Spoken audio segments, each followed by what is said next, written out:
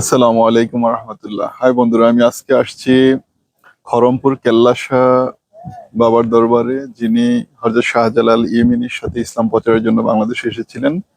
আজকে আমি আকস্মিক এক জটিকা সফরে এখানে আসছি এবং এসে রওজা জিয়ারত করি এবং রওজার জিয়ারত করার জন্য এখানে যারা আসছে তাদের সাথে সাক্ষাৎ করি এবং এখানে সৌন্দর্য অবলোকন করি। আসুন আমরা দেখি। আমরা রওজা শরীফের একটু চারদিক এবং উপরে দেখেন অনেকগুলো নিশান সেখানে উড়িয়েছেন এবং বিশাল এরিয়া। আমি পুরোটা এরিয়া দেখে অবশ্য আশ্চর্য হয়েছি যে কতটা বিশাল এরিয়া নিয়ে এই আমসা কেল্লার দরবার খড়মপুরে অবস্থিত। এখানে হাজার হাজার মানুষের আগমন ঘটে প্রত্যেক উরুসে। আসুন আমরা সামনের যে দৃশ্য সেটা আমরা দেখি। এটা হচ্ছে মাজারের ভিতরের দৃশ্য। এই যে ভিতরের দৃশ্য সেটা।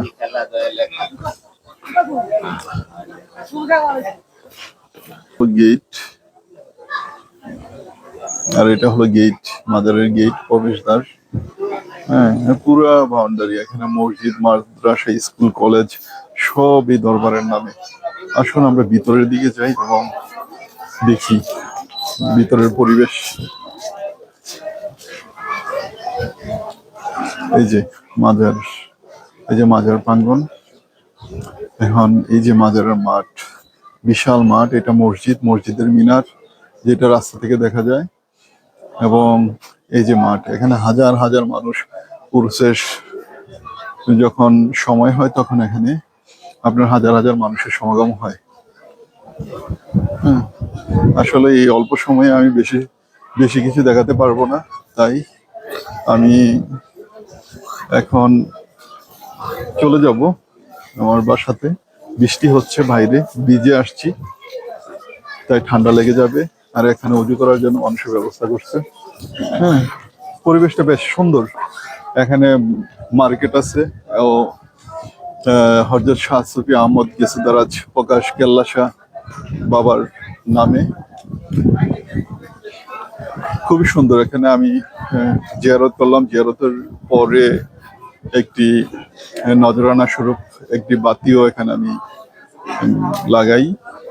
হ্যাঁ, বাতিতে আগুন দেই। সেই বাতিটি এখনো জ্বলছে, আমি দেখতে পাচ্ছি। বেশ সুন্দর লাগতেছে পরিবেশটা। ধন্যবাদ সবাইকে, ভালো থাকবেন, সুস্থ থাকবেন।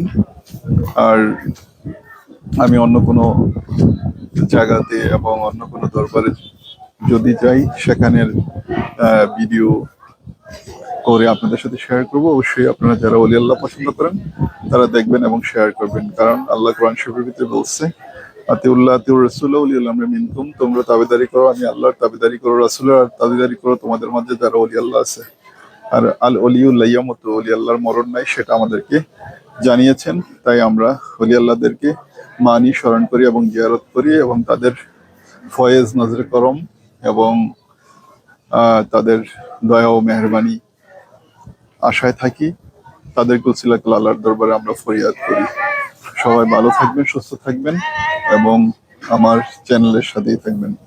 ধন্যবাদ। আল্লাহ হাফেজ।